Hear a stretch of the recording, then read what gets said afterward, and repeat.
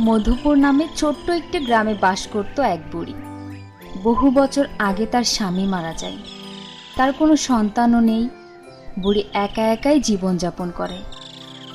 তবে তার বাড়িতে কিছু পশু পাখি ছিল। তাদেরকে লালন পালন করে বুড়ি সময় চলে যেত। বুড়ির থাকার ঘর থেকে একটু সামনে ছিল একটা খামার ঘর। সেখানে বুড়ির অনেক ধরনের মুরগি ছিল। বুড়ির কোনো কিছুরই অভাব ছিল না।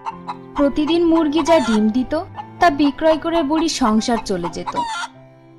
কিন্তু বুড়ির একটা দুঃখ ছিল, আর সেই দুঃখ হলো তার খামার থেকে প্রায় রাতে শিয়াল ঢুকে মুরগি নিয়ে যেত।